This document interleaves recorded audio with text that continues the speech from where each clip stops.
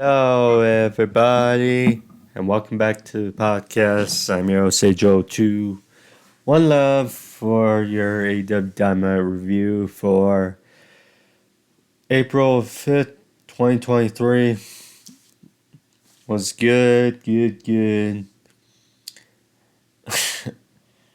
Jay White and Nigel Mcguiness are all elites.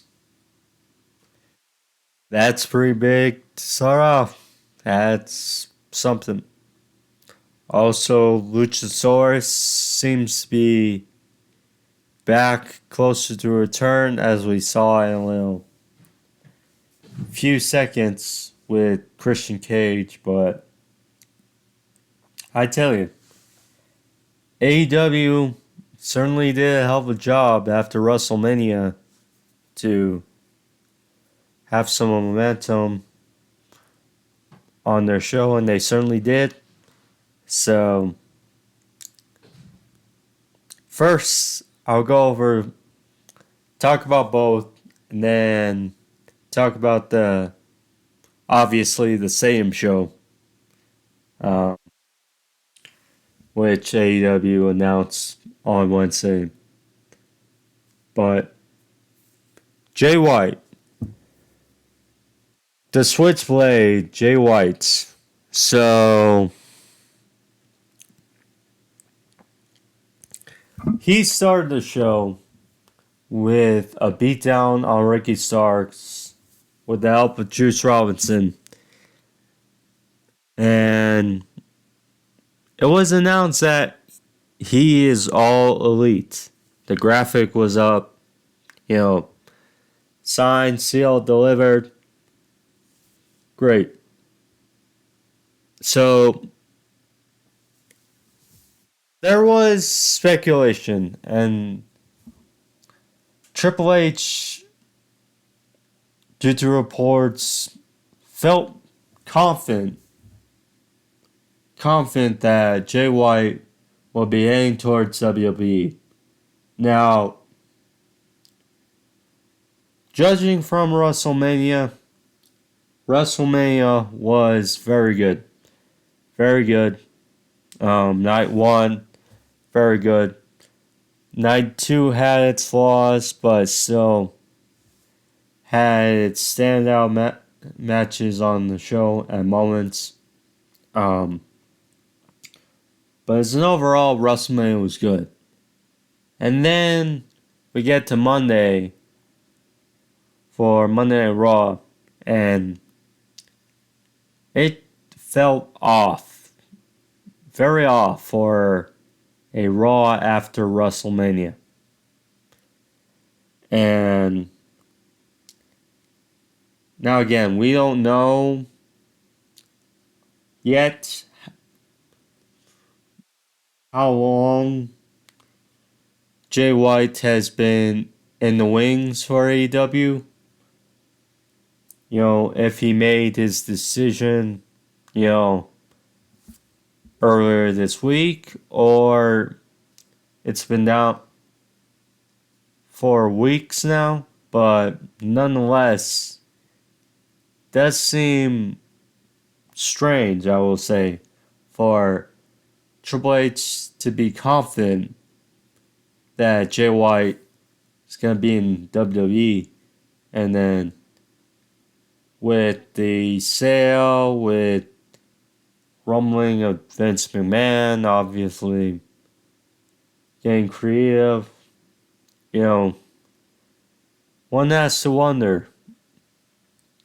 But either way, Jay White being in AEW opens up a bunch, and there's plenty of matches lined up for him. Just lined up for him in AEW. Whether it be, Adam Cole, revisit down the Hangman thing again, Ricky Starks, Bryan Danielson, etc. There's plenty of matches down the road for him in AEW. Now, with Forbidden Door popping up in June. And because he lost that loser leaves Japan match versus Hikuleo, and then now he's all elite with the New Japan side versus AEW for Forbidden Door. One has to wonder, what will JY do potentially now being an AEW employee and playing for that side, this side, instead of New Japan. Certainly interesting. Have to see about that, but I mean, we'll see. Maybe excuse me. Maybe a feud lineup with David Finlay, the current leader of the Bullet Club. I mean, certainly thought, but it's a little more so, a little wrench being thrown around for Forbidden Door, but great for JY and great for AEW. Nigel Mcguiness as well. Nigel Mcguiness, before the show, was announced as All Elite as well. Now, Nigel Mcguiness, who had a key role, very key role in Ring of Honor. I mean, he was a very talented wrestler over there and served as a good commentator. In TNA, he only lasted a couple years, but did well for himself there under the name Desmond Wolfe, and he had some classic matches with Kurt Angle. But yeah, and then recently being a commentator for NXT when it was mostly him and Mauro Ranallo as the head commentary for NXT Black and Gold back then. Now, because first he was announced for the Ring of Honor Supercard of Honor, and he did do commentary for that show. And now he's All Elite. Interesting dynamic there. Because AEW has a great commentary team as a whole. You know, as far as Dynamite goes, I mean, you got Excalibur, you got Taz, and you got Tony Schiavone right now. But Nigel's great as a commentator. He is great. So, I'm curious where his role is going to fit in. I mean, because currently for Rampage, I mean, you got JR, you got Excalibur, you got sometimes Jericho. I mean, yeah, it depends. And with the talks of AEW potentially having another show, maybe he's on that. Maybe someone takes a reduced role, because him being backstage, I don't think is good enough for him. He's a great voice. He's a great commentator. We'll see. But still, it's a very good hire for AEW as well.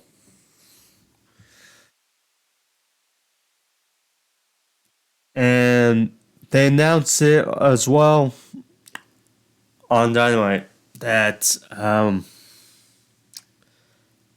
and it was in the wings for a while, it seems, because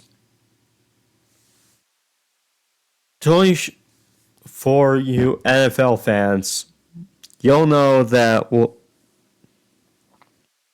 when the NFL plays games in London, it's usually in Wembley Stadium.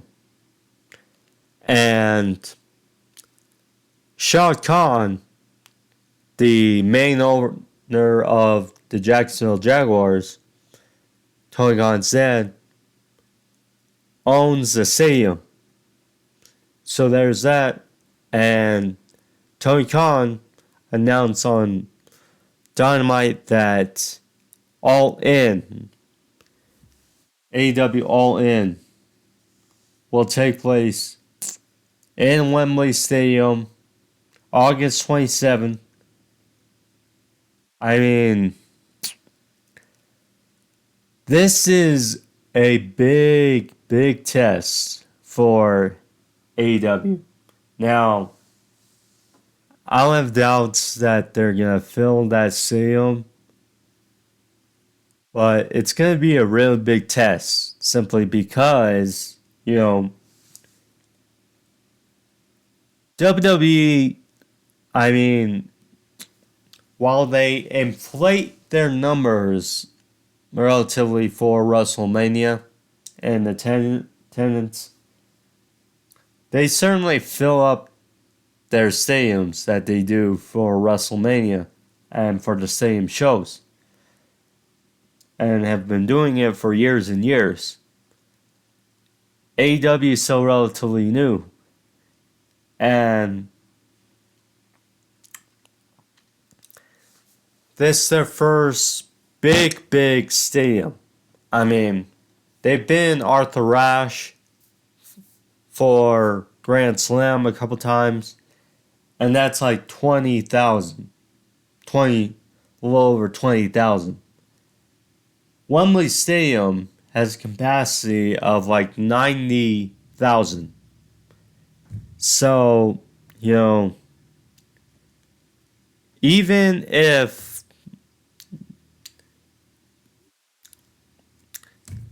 AEW can fill like 60 or like 50, 60, 50 to 70, let's say, would be a big boost for AEW. And this is their debut in London. So it's a big swing. And it will be interesting to say the least.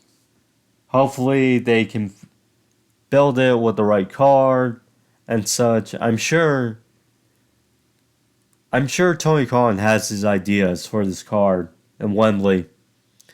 Certainly to get filled. CM Punk, the rumblings that he'll be back. I mean, it's one aspect, if it's All In, and we know All In, the previous All In was filled with Ring of Honor and New Japan talent. And, luckily, now with AEW purchasing Ring of Honor and still having that relationship with New Japan, I imagine they're going to have some New Japan and Ring of Honor talent to really shape out that pay-per-view, but we'll see. 1 second. Shoot. And we're back. But yeah, like I said, big swing for AEW, and it'll certainly be a spectacle to see because, I mean, like we said, we see the big stadium shows for WWE, but this will be the first real big stadium show for AEW, so will be fun and intriguing along the way. But with out of the way, before we get into the review, thank you for joining me. If you're new to the podcast and more sports or pro wrestling reviews or AEW Dynamite reviews, click that subscription there in the corner. Take you all the videos on the channel, and click that subscription bell as well, or notification bell, so you can find out all notifications of when I go live and such. But yeah. Sorry, my charger is an idiot, but yeah.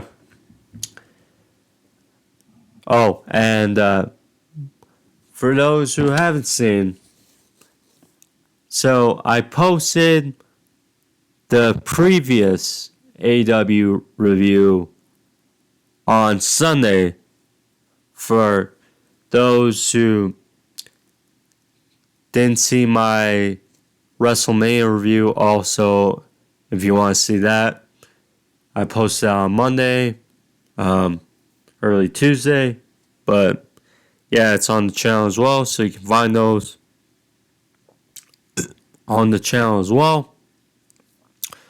But yeah, anywho, here for Dynamite, so let's get into it, shall we?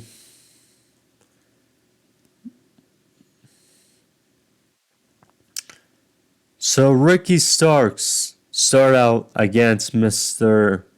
Rock Hard Juice Robinson. This wasn't really a match. It was an old contest, as Jay White, he appeared and was a 2-on-1 beatdown of Ricky Starks. Ricky tried to fight back, but White ended up hitting him with a Blade Runner. They shared a hug.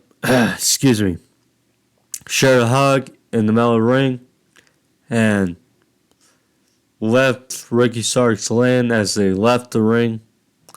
And Jay White even said before the graphic went up,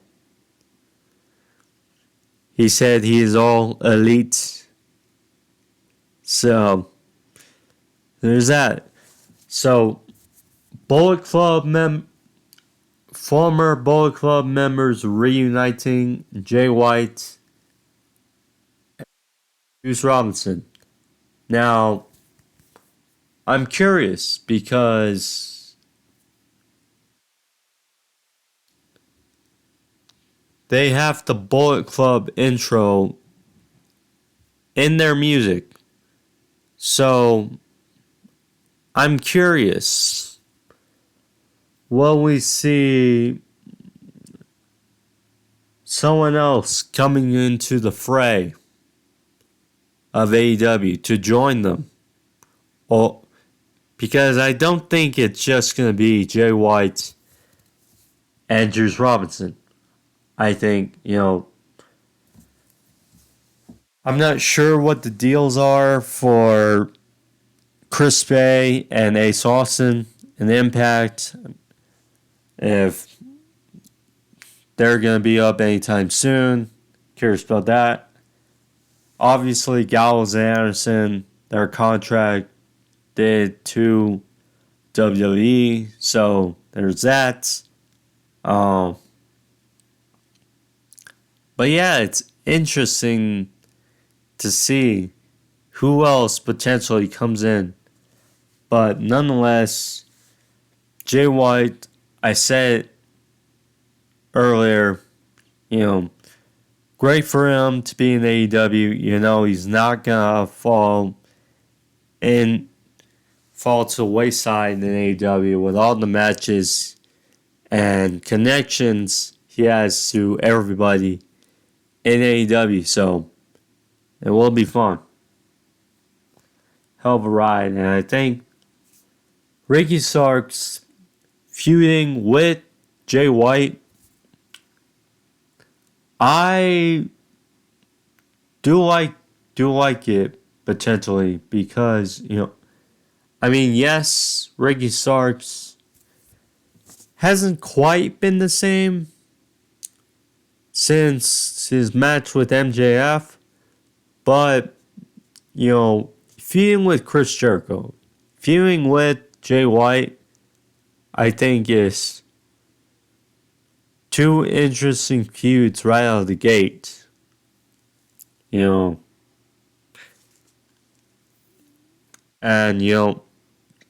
yes, not everyone can stay hot all the time.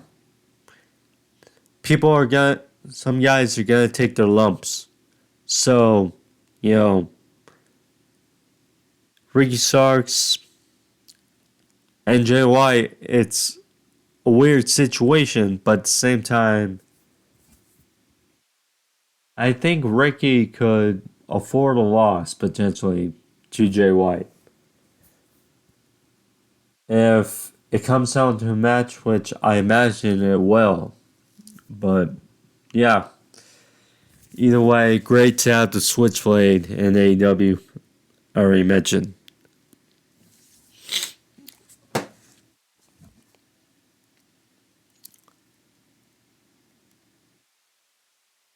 So then we had the House of Black.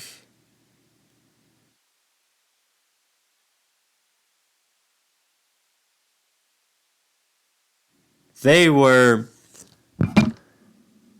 in trios action versus the Best Friends and Orange Cassidy.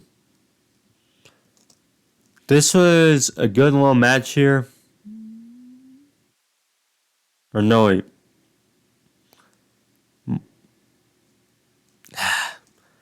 My number order was messed up. That's why. We had Chris Jericho next. Chris Jericho. He was confronted by Keith Lee.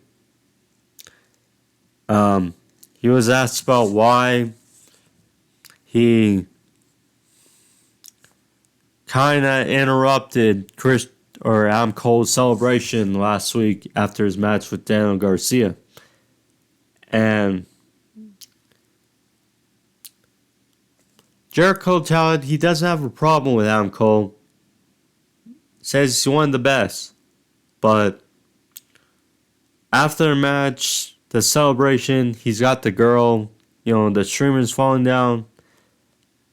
And, it piling on and on.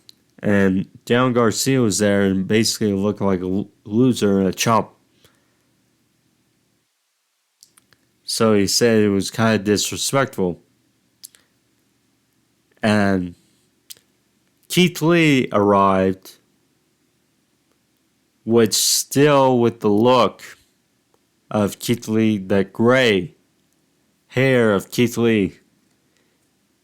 It's still a bit bizarre to see him after a long time, seeing him with the black, but nonetheless, so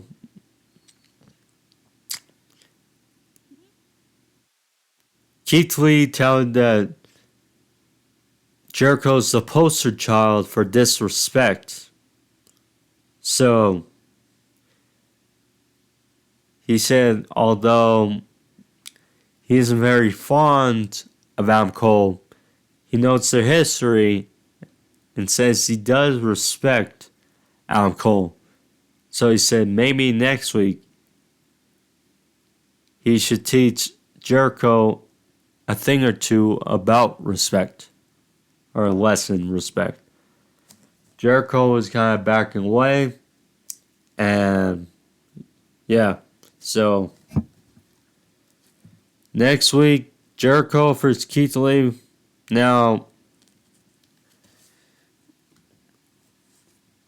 if this match was like 10 years ago, 10, 20 years ago, this would be a automatic banger match, glorified, great match. But now, I mean, because both are older, and we know both can put on a good match, but considering the spots that both do, and now that they're older, I mean, it'll be intriguing to see how it looks on TV for a match. I mean, it could work, could not, but we'll see.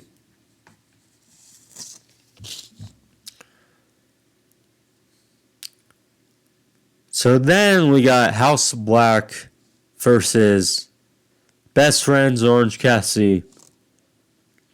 This was a solid match from these six. I mean, good to see House of Black on Dynamite.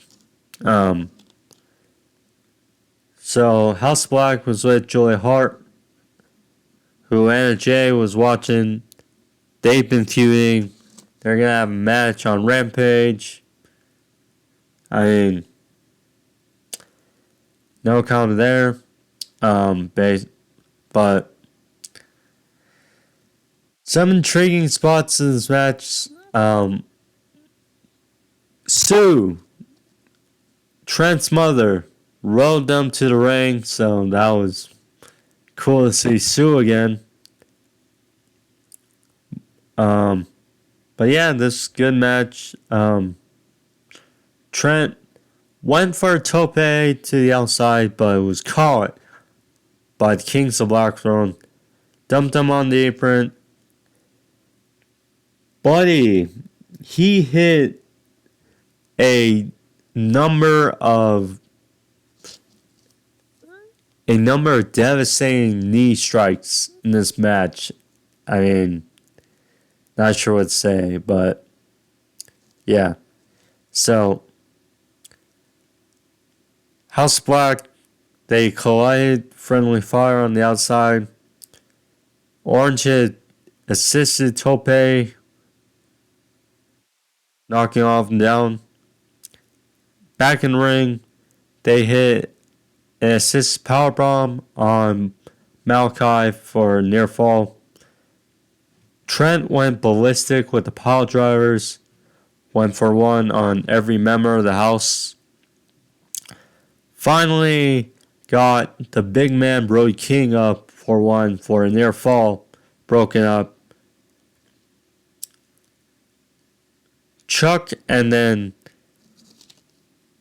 jeez, they were just exchanging moves all around. Buddy Matthews hit this one big knee in Trent's face. I mean, I don't know what to say. And then at the end of the match, Matthews and Chuck Taylor had solid back and forth.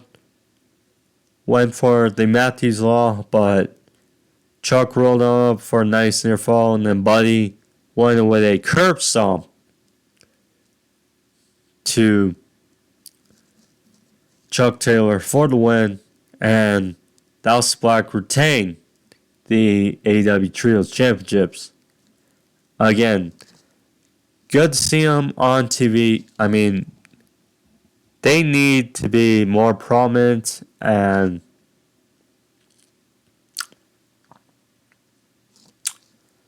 need to have some good direction in their title reign because they deserve it.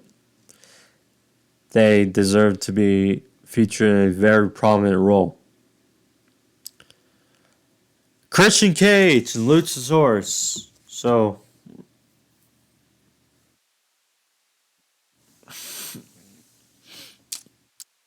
Excalibur actually telling, like, what does Christian Cage have to say, if at all? And we have not seen Christian Cage since his final burial match versus Jungle Boy, or Jack Perry at Revolution. So he saw him backstage, and in this, like, light and smoke emerge Luchasaurus. I mean, we have not seen Luchasaurus in weeks. Actually, since Full Gear. Have not seen him since that devastating steel cage match. And, I mean, there was a lawsuit kind of with his mask, but seems like whatever held him back seems to be under the rug now. So great to see, because they're a solid pair together.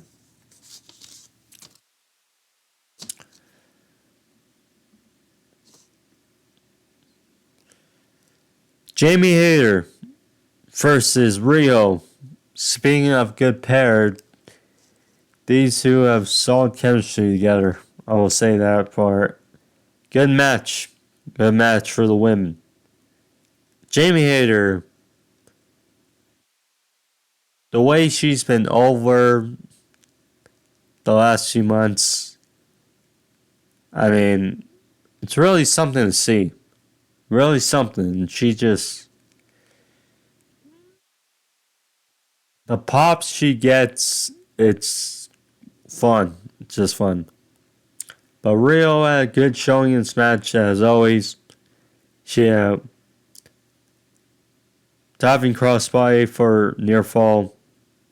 Hair followed up with a neck breaker, followed with sliding lariat for a near fall. Rio, she actually had a right knee for a 2. But finally, Hater won with a ripcord lariat. Haterade for the win. And there's that. Good match. The Outcasts, which, I mean, I could not care less about, but it is what it is. Ruby congratulated her on her title defense and said that they're all vying for the AEW Women's Championship. And Renee touted, well, there's only one AEW Women's Championship. And Tony Storm touted, well, yes, but as long as Hayter's not the champion, that's what matters. Easy. So, then we got Daddy Magic Matt Menard and Angelo Parker, along with Jake Hager, as they called out the Acclaimed, hoping they'd accept their offer to be in the Jericho Appreciation Society. Instead, they came out to do a rap, and, you know, the way it sounded was a no, but, you know, continued to play along as Parker announced that there will be an 8-man tag on Rampage, which they will be teaming on one side. I mean, see how it goes. I mean, look, both teams are entertaining. Both teams, I wish, were better in the sense that, well, I mean, they claim their momentum has dropped. 2.0 are so entertaining. I mean, I I'm okay with this, simply. But we know the Acclaimed is not joining the JS. Seems to be a factoid. MJF.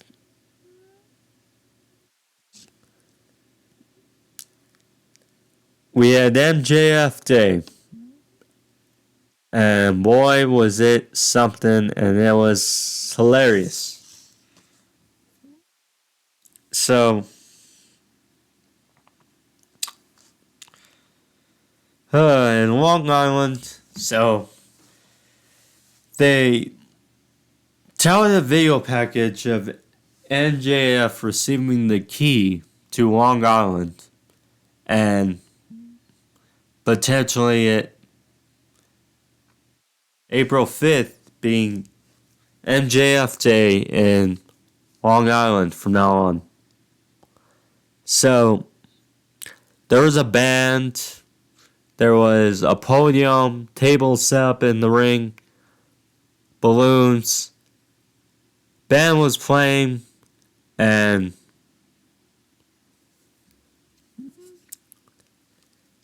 MJF was out there. They played the song. I mean, MJF, good voice. He's talented. He used to be an a cappella. And certainly sung well this song. Good stuff. Very good stuff.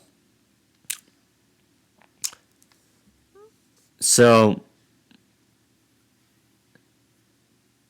MJF was out there. So one of the guys of Long Island, he made a speech telling out accolades to MJF, and they were getting booed by the Long Island crowd. And MJF was like, "Don't blow this for me, guys. Shut up." So,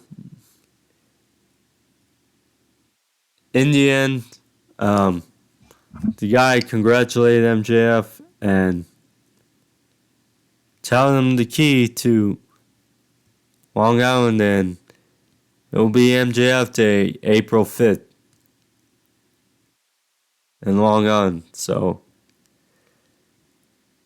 MJF took the microphone, told that, well, you know, he used to struggle, or he had struggled with a condition known as ADD, attention deficit disorder. And to the point where we got an ADD chant in Long Island. And MJF was amused. So, not something I expected, but MJF is over in Long Island, his home, so no surprise. So he talked about one of his former teachers who got booed. And it was like, hold up, I ain't even done with her. So, tell her that she would pick on him a lot. How, because of his ADD, that she'd ask him when he wasn't paying attention, you know, what is the answer to this on the board? And he'd be like, I don't know. And then she'd say something to the class, etc. And then at the end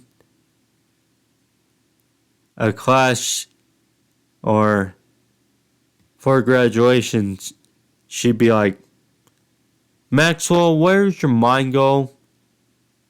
When you're in my class? He said, professional wrestling. Tell her that I want to be a professional wrestler one day. and she touted that his chances are slim to none. And just looking at that Triple B, the big Burberry belt, and him speaking. By the way, he was like, can we turn up the volume on this microphone so I don't have to lean over like a schmuck? I mean, hilarious, but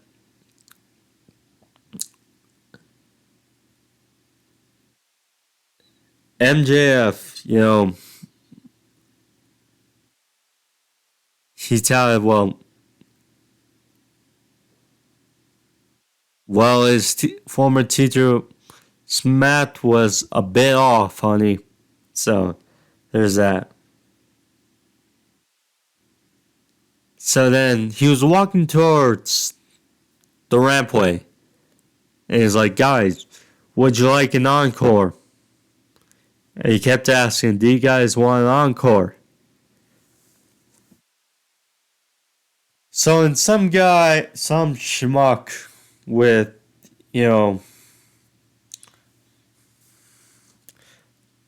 just like those things on the drums. I forgot to say, but he's like clapped him in MJF's ear. Hilarious. And he like got really irate in his face. So he's like, what is wrong with you? We do it on my time, not yours. And he apologized to the crowd. And then this guy took off his mask, took off his hat, revealed himself as Jack Perry, and took down MJF, rained in strikes on MJF. There's a bit of brawl.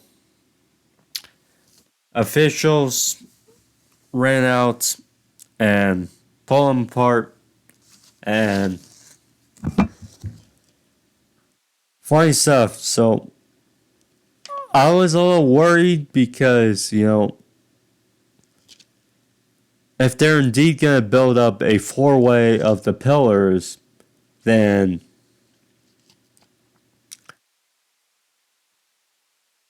we got to see either, because we knew Sammy Guevara was going to have a match, but we'd have to see either Sammy or Darby at least have some affiliation with these two. And then Sammy Guevara's music hits, and then, next we see Sammy Guevara come out there, and he was in the middle as both were being held by security. Looked down at the AEW World title, and he actually held it above his head and made MJF irate and tossed back to him, and there was that.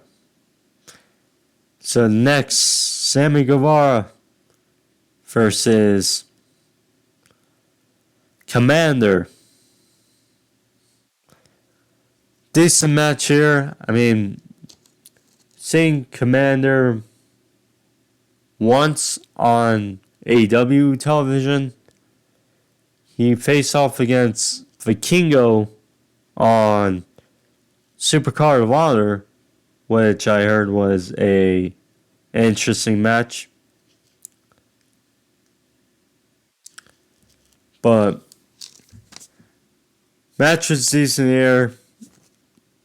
Mostly, we knew what was going to happen. Sammy Guevara gets another victory. He beat Takeshita in a fun match on Rampage. And then, now he beats Kommander. I mean, two nice little wins. So, it was good stuff. Good stuff. But Guevara won here. GTH to Kommander 123. And they showed Darby and the Raptors looking on as Sammy Guevara won. They also showed Jungle Boy in the back looking at the monitor. So, cool stuff here. I imagine we're going to get something from Darby with the way this is progressing. You know, last week we saw Jungle Boy, Jack Perry, win and get a fiery promo in MJF's face. This week, we saw Sammy Guevara, win the match, also cut a fiery promo, and then held the title and talked shit on MJF. So, you just imagine Darby's going to have something to say next week as he configures into this match. It should be interesting.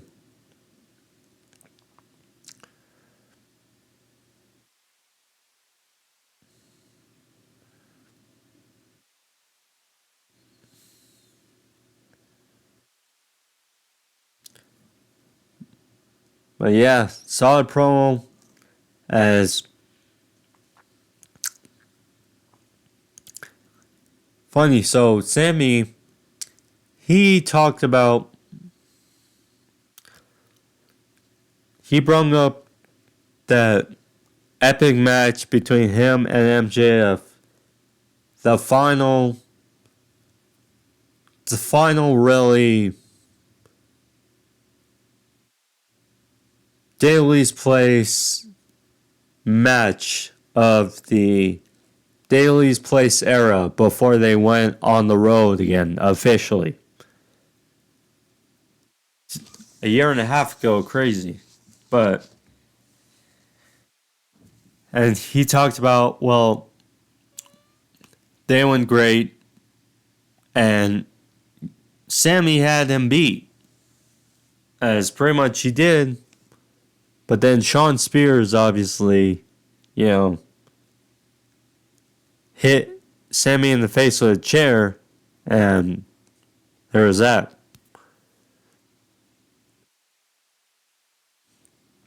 So,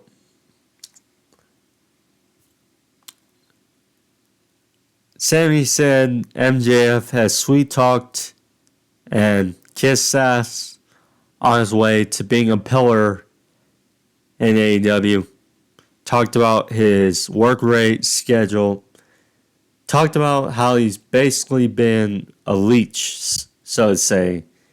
And now he's at the pinnacle. He's at Cody's friend.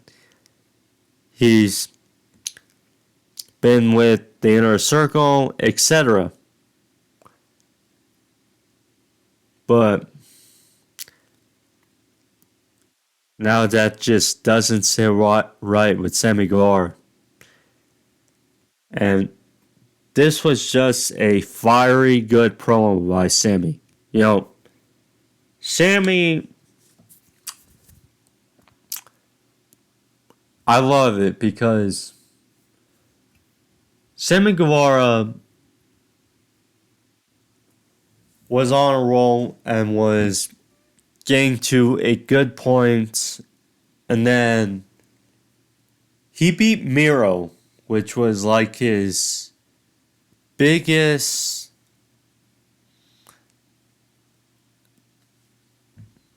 wouldn't say the peak, but because he does have the capability of being a world champion someday. But that was just a glorified moment for Sammy Guevara, being Miro for the TNT title, ending Miro's illustrious reign. And how he went from there was iffy, to say the least. I mean, he had his feud, Cody. Um, you know, there was that great ladder match they had, but besides that, wasn't it? But then the feud with Sammy Guevara, American Top Team, when the fans were crapping on him and Ty Mello, his wife now, and then getting a fight with Andrade and Eddie Kingston backstage. I mean, but since then, realigning with Jericho, being the Jericho Appreciation Society, his work rate as of late, he's gotten back into a good state and putting on good performances and being relevant again. You like to see it, how he rebounded from the slow point. And I can't wait for this match at nothing, to say the least. There's that.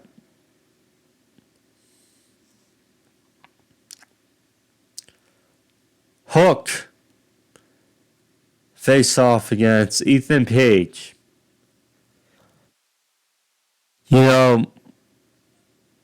I like Ethan Page, and this was a bit disheartening because, look, I like Hook, but with his style and where he is currently in his career, I mean, it just doesn't fit well. And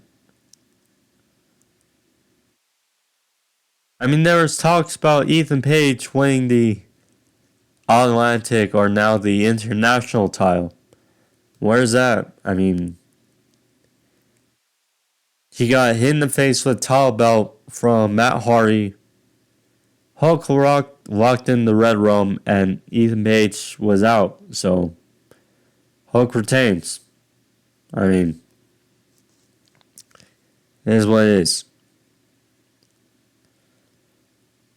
Nigel Mcguiness and Tony Khan with Adam Cole were backstage to announce the announcement of AEW All In London, England for Wembley Stadium, saying it's been 5 years in the making. Now it will finally happen. Sounds like it'll be the week before All Out, it seems, for Chicago. So that would be an interesting dilemma, to say the least. So I'm curious to see what they do about that. But we'll see.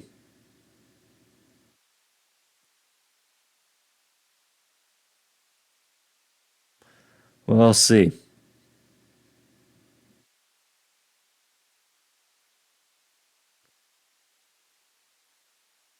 Blackpool Combat Club. They were out there against some jobbers. With Brian Danielson in the end. Simple. Lure you to at crossface. And Sky tapped out. Simple. Continued to.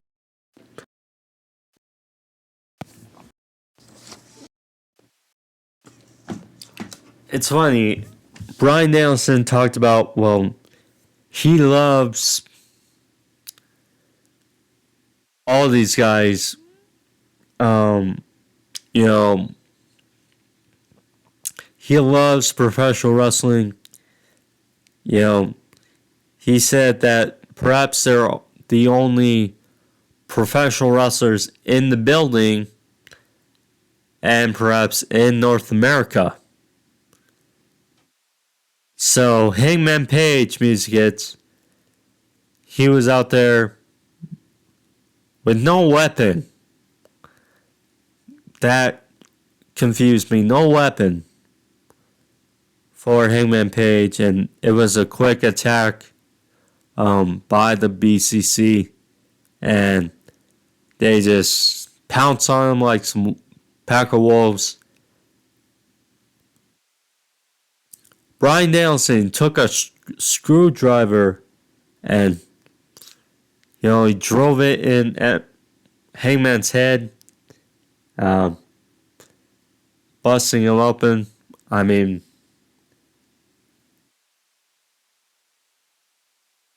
called him amateur, just like the guy schmucks they beat up at ringside. Amateurs that are all amateurs. Saying that no one's coming out to save him.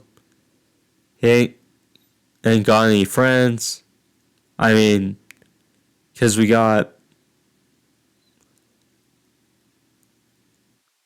Kenny beat down last week. We got the Bucks injured now.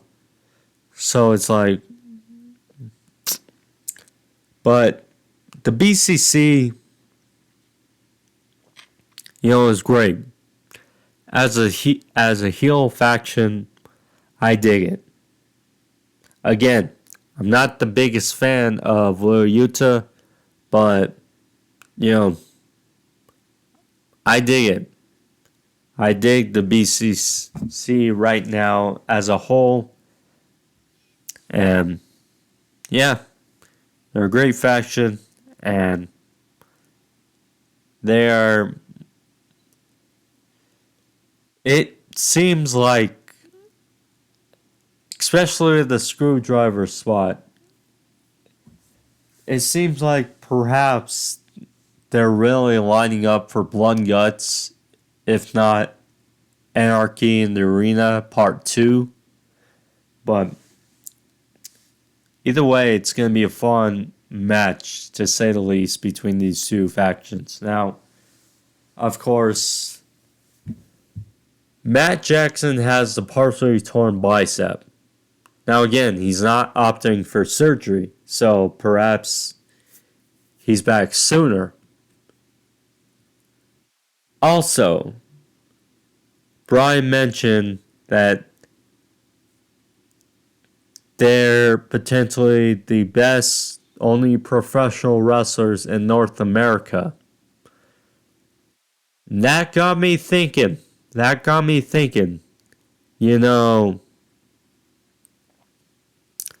Who has Don Callis been courting the last number of weeks? Pretty much number of months. He's from DT. Yes, he's all elite, but Konosuke Takeshita.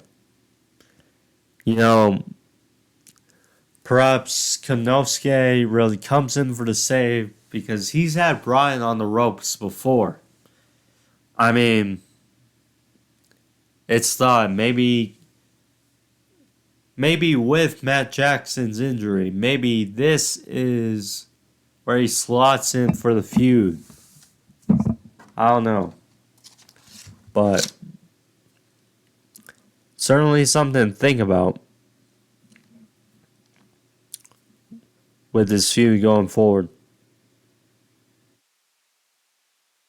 Main event.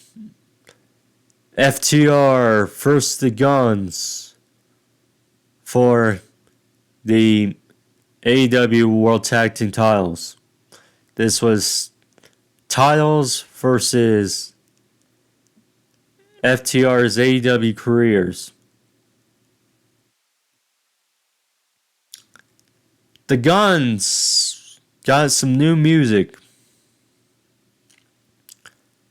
Interesting to see, as they got a song by 50 Cent. So, interesting to see. And fit well for them. Fit well. But this match, I mean, we did expect it to be good. It's just, again, the way we got here. because,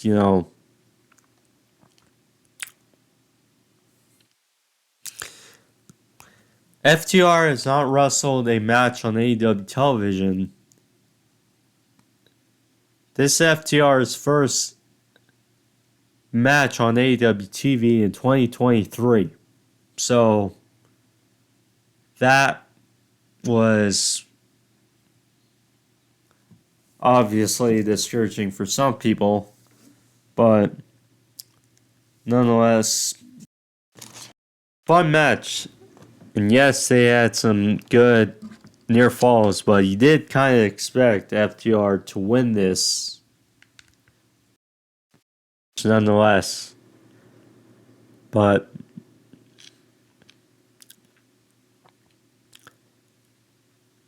back from break, so FTR, they hit a spike pile driver for a near fall.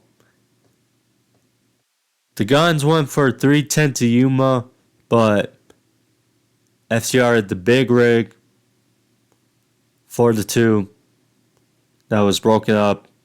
Austin actually hit a famouser. And then this was interesting. They tried to get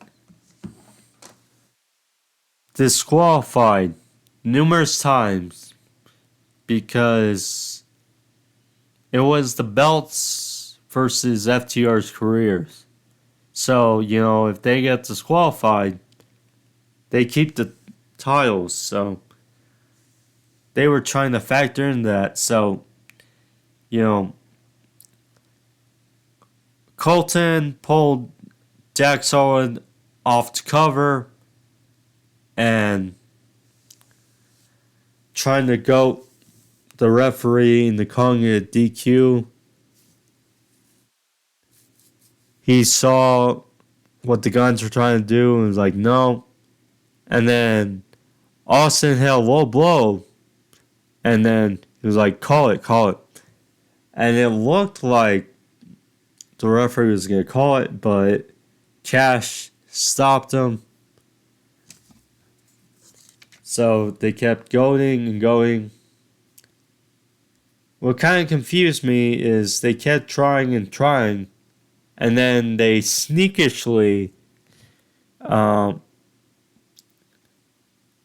used a title belt, and one of the title belts, which Dax Harwood landed face first on for only a near fall.